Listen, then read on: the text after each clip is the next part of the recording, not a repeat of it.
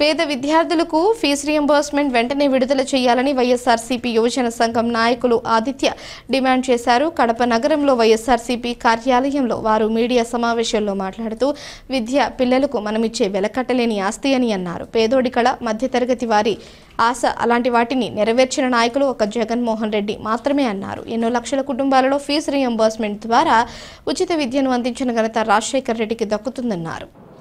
విద్య పిల్లలకు మనం ఇచ్చే వెలకట్టలేని ఆస్తి, ప్రపంచంలోని అత్యంత విలువైన ఆయుధం. అలాంటి విద్యని ఒక పేదోడి కళ, ఒక మధ్యతరగతోడి ఆశ.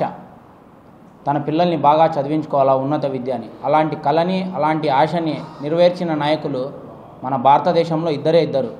ఒకరు దివంగత నేత ప్రియతమ నాయకుడు రాజశేఖర రెడ్డి గారు, ఇంకొకరు మా దైవం జగన్మోహన్ రెడ్డి గారు.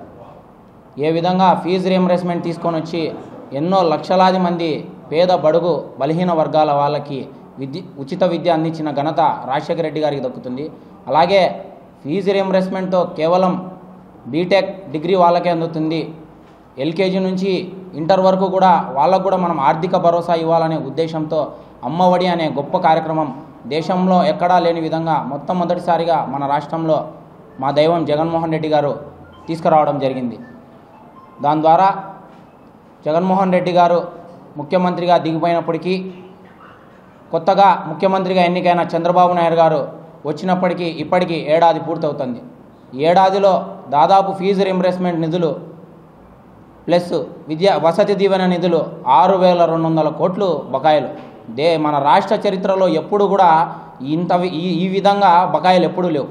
అలాగే వసతి దీవెనను, నాడు నేడు కార్యక్రమాన్ని కూడా పక్కన పెట్టేసిన ప్రభుత్వం కూటమి ప్రభుత్వం. నిజంగా ఈరోజు కళాశాలలు చూస్తే ముందు కళాశాలలో నిర్భయంగా హాయిగా ప్రవేశించే రోజుల నుంచి భయంగా అడుగుపెట్టే రోజులు తీసుకొని వచ్చింది కూటమి ప్రభుత్వం. ఫీజు రియంబర్స్మెంట్ నిధులు అందక ఎంతోమంది విద్యార్థులు ఇవాళ రోడ్డుల పాలవుతున్నారు. ఎంతోమంది పేద విద్యార్థులు ఫీజులు కట్టలేక ఆత్మహత్యలు చేసుకునే పరిస్థితి కూడా వచ్చింది.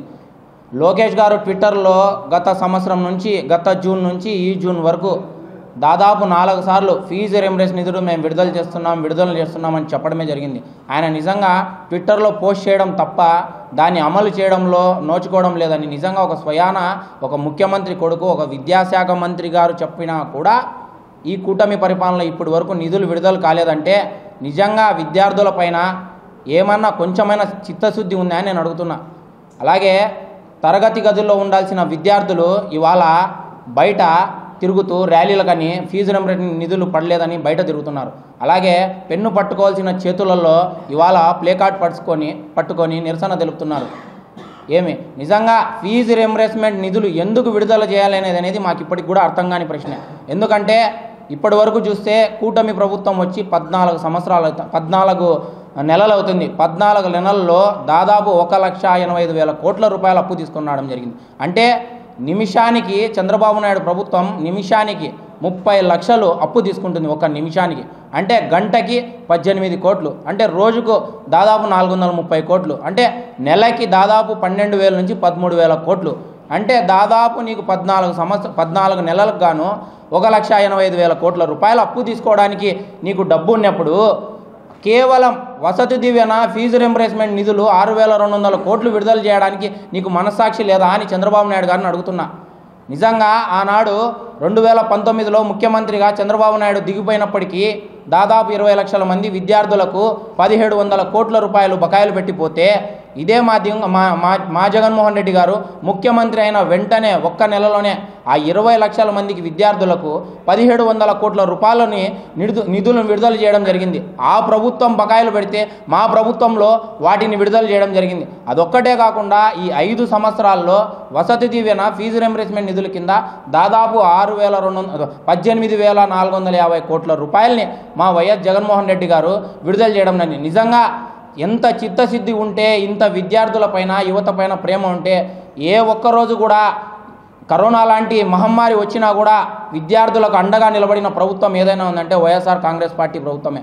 ఎందుకు ఇన్ని కోట్ల రూపాయలు అప్పు చేస్తున్నా కూడా చంద్రబాబు నాయుడు గారు ఫీజు రియంబర్స్మెంట్ నిధులు విడుదల చేయడం లేదు అంటే దాని అర్థం ఒకటే, ఆయనకి ప్రభుత్వం సంబంధించిన పాఠశాలలు కానీ ప్రభుత్వ కళాశాలలు కానీ నీరు గార్చాలా, ఏ విధంగా అయితే కార్పొరేట్కి దాసోహం కావాలా, ఇప్పటి నుంచే కాదు, ఎప్పటి నుంచో చంద్రబాబు నాయుడు గారు ఒకటే చెప్తాడు, విద్య అనేది ప్రభుత్వ బాధ్యత కాదు అని. విద్య అనేది ప్రభుత్వ బాధ్యతే, ఎందుకంటే విద్యను అందించాల్సింది ప్రభుత్వమే. కోరి మిమ్మల్ని ప్రభుత్వాన్ని కోరుకున్నప్పుడు ప్రజలు మీరు విద్యను అందించాలా. అలాంటి మీరు ఉచిత విద్యను అందించకుండా తుంగలోకి తొక్కడం ఏమాత్రం సబబు ఇది?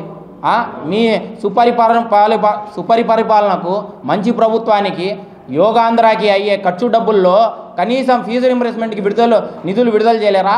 ఇప్పుడు మళ్ళా కొత్తగా అడ్మిషన్స్ తీసుకుంటున్నారు ఇంజనీరింగ్ కళాశాలలో కానీ ప్రభుత్వ జూనియర్ కళాశాలలో కానీ. ఏ విధంగా అడ్మిషన్లు అవుతాయి? గత సంవత్సరంలో